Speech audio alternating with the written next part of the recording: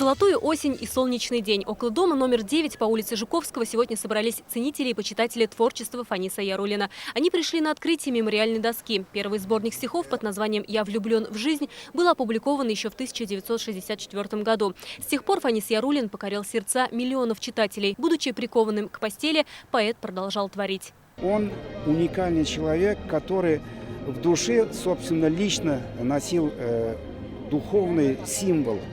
Вот именно нравственности нашего общества, человека, гражданина. Художник-скульптор Фаниль Валиуллин так и изобразил поэта стойким и сильным. Родом из Бавлинского района Татарстана, Фанис Яруллин очень рано остался без отца. Во время службы в армии получил тяжелую травму. Несмотря на это, он сумел найти свое место в жизни и в литературе. Стихи Фаниса Яруллина учат нас любить жизнь, людей, нашу республику. Очень важно сохранять память о таком человеке. Фанис Яруллин всегда в наших сердцах. Автор 46 книг, обладатель ордена Дружбы народов и Тукаевской премии и премии Джалиля. В 2001-м указом Минтимера Шаймиева ему присвоено звание народного поэта. С инициативой установить мемориальную доску выступил руководитель аппарата президента Асгат Сафаров. В этом доме Фанис Яруллин провел последние годы своей жизни. Жил на втором этаже, занимался творчеством, принимал у себя гостей. Как вспоминают его друзья, после общения с ним каждый становился счастливее. В его стихах, в его творчестве не чувствуется, что у него трагическая судьба.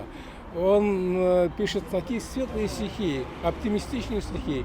После прочтения его стихов просто хочется жить. Фанис Яруллин был бодрым, чувством юмора был. Он всегда подшучивал, приглашал в гости постоянно. Мы как ходаки, мы никого так часто не посещали, как его. Сегодня на открытии мемориальной доски присутствовали земляки поэта и его муза, спутница жизни Нурсия Яруллина. Он был очень порядочным и совестливым. Любил справедливость, всегда трудился.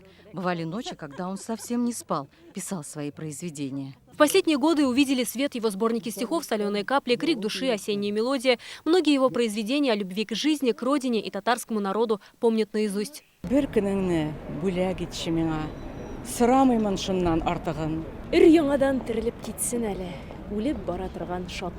Шатлык ушак бит ул, а ушакка утын истеп туру кирәкле. Ушак сүнмәсен дип өзеп салып торам анда йөрәкне.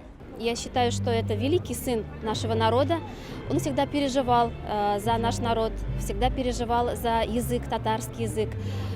И оставил, несомненно, большой след в нашей истории, в истории культуры татарского народа. Таким он останется в памяти, теперь увековеченный в мраморе. Айгуль Бадрудинова, Адель Миндубаев, ТНВ, Казань. Закажи рекламу на ТНВ. Телефон в Казани 5 705 100.